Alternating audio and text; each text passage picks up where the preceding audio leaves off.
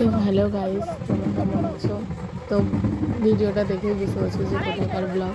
হ্যাঁ, ঠাকুরনগরের কালনী মেলার ব্লগ।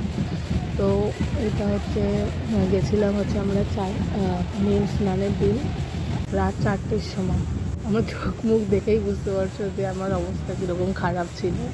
প্রায় 2-3 ঘন্টা হেঁটে যাওয়া, প্রায় 7 কিলোমিটার। আমার হেঁটে যাওয়া হেঁটে আসা বিশাল কষ্টকর। তারপর এই যে স্নানের জায়গা, প্রচুর ভিড়। তো আমি স্নান করিনি, সেটা হচ্ছে আলাদা ব্যাপার।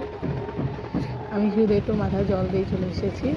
তো এটা হচ্ছে মন্দিরের পেছনের দিক, ওখানেও প্রচণ্ড ভিড়। মন্দিরের পেছনে এতটা ভিড় হবে, সামনে কতটা ভিড় হবে বলে না। তো আমরা এই যাচ্ছি একটু করে, ভেবেছিলাম মন্দিরে উঠবো, কিন্তু এই যে সবাই জল ঢুকছে, কিন্তু আমরা মন্দিরের ভিতরে ঢুকতে পারিনি, এত ভিড়, ঠেলে সব ফেলে দিচ্ছিল। তারপরে আমরা একটু মেলা ঘুরলাম। তো এখানে আমার বড়মা বলছিল যে কিছু কিনবি কিনা। আমি বললাম না, এখন না, পরে একদিন এসে আবার কিনবো। অবশ্য বিকালে এসেছিলাম আবার, কিন্তু কিছু কিনিনি।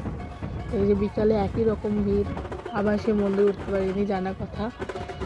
তারপরে বেরিয়ে যাওয়ার সময় ফটোটা তুলেছি, ভিডিওটা তুলেছি। এই ভিডিও হচ্ছে ম্যান্ডেটরি, ঠিক আছে? ঠাকুরনগর মেলায় এই ভিডিও যদি না থাকে তাহলে কেউ দেখবেই না ব্লগ। এটা হচ্ছে মেইন।